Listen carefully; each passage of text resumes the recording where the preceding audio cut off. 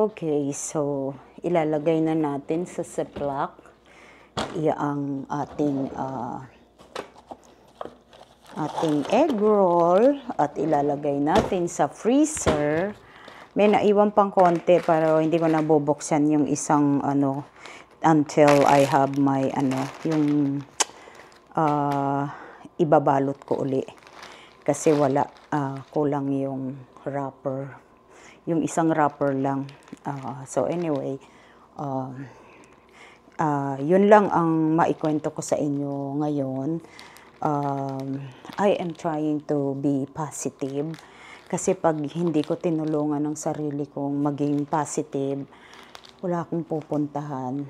Talagang masisiraan ako ng ulo sa sobrang sakit ng pinagdadaanan namin. Kaya, pasensya na kayo kasi talagang super drama talaga ang buhay ko talaga. Alam ko yan.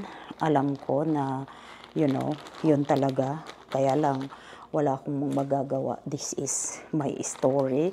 Kaya, pasensya na kayo. Anyway, nililibang ko yung sarili ko. Tingnan nyo ako. I make myself busy. Kaya kayo, marami tayong pwedeng gawin sa bahay. Hindi mo kailangan parusahan ang sarili mo. Ako talagang normal yung nararamdaman ko na wala na ako talagang drive sa buhay. But pinipilit ko bumangon, pinipilit ko lumaban, pinipilit kong maging useful ang buhay ko dahil alam kong wala na akong magagawa kung hindi masaktan talagang ayun eh.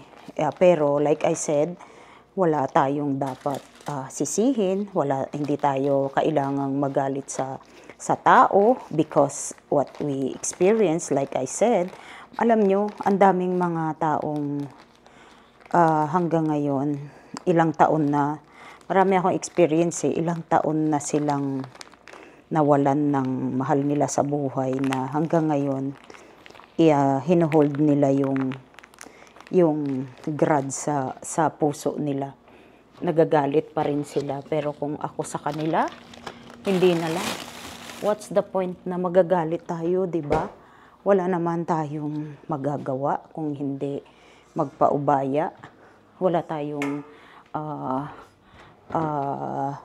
choice. Kaya, alam nyo, huwag na natin na lang sayangin yung ating energy para lang magalit ng magalit.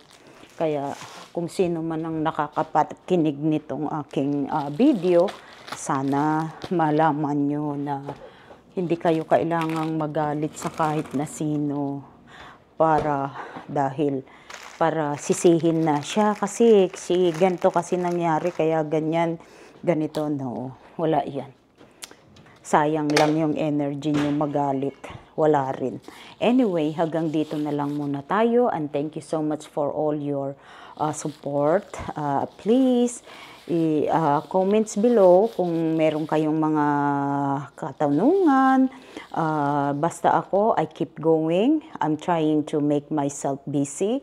Occupied ang brain ko para hindi kami tamaan. Yesterday, honestly, awang-awa na naman ako sa asawa ko. And every time he experienced that, I was like affected. Pero I'm trying to be brave pag siya ang down. Although, sakit na sakit ako doon, pero wala akong magawa. So, ganun yun eh. Kasi, nakausap niya yung pamangkin namin ditong isa.